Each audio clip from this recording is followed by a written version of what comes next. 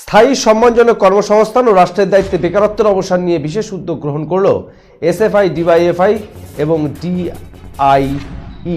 বুধবার এই তিন সংগঠনের সদস্যরা যৌথভাবে কোচবিহার প্রেস ক্লাবে সাংবাদিক বৈঠক করে জানালেন এই উদ্যোগের কথা। এদিন সংগঠনের পক্ষ থেকে সাংবাদিক বৈঠক করে জানানো হয়, আগামী 27 জানুয়ারি কোচবিহার শহীদবাগ সংলগ্ন ক্ষুদিরাম মূর্তির পাদদেশে একটি যুক্তিতর্ক অনুষ্ঠানের আয়োজন করা হয়েছে।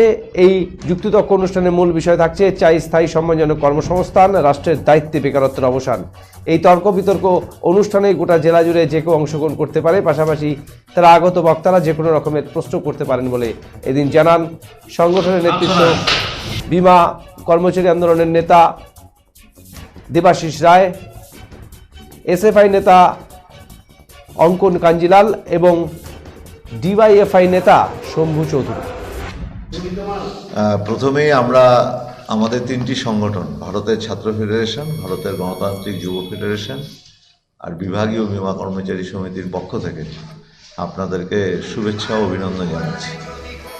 আমরা আগামী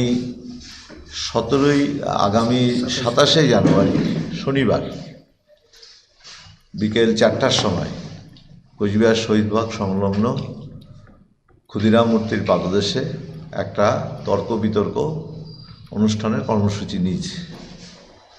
বিষয়টি খুবই গুরুত্বপূর্ণ বিষয়, কারণ এই মুহূর্তে আমাদের প্রত্যেকের সব অংশের মানুষের সবচাইতে বড় সমস্যা হলো কর্মসংস্থান। আপনারা বিষয়বস্তুটা খেয়াল করবেন যে আমরা বলেছি যে চাই স্থায়ী সম্মানজনক কর্মসংস্থান, রাষ্ট্রের দায়িত্বে বেকারত্বের অবসান। আমরা চাইছি সবচাইতে জরুরি যে বিষয়টা, যেটা সবাই চাইছেন, সবারই চাহিদা, সবারই জীবনের বিষয়, সেই অনুষ্ঠানটা অর্থাৎ কীভাবে বেকারত্বের অবসান হতে পারে, কর্মসংস্থানের সুযোগ বিস্তৃত হতে পারে, সেই একটা আলোচনা এখান থেকে তুলে আনা এবং দিক নির্দেশ করা। এই আলোচনাতে সমাজের সব অংশের প্রতিনিধিত্বকারী বিশিষ্ট মানুষরা থাকবেন। মানে বিষয়টা এরকম নয় যে আমরা আমাদের সংগঠনের যারা আছেন তারাই থাকবেন, তা নয়।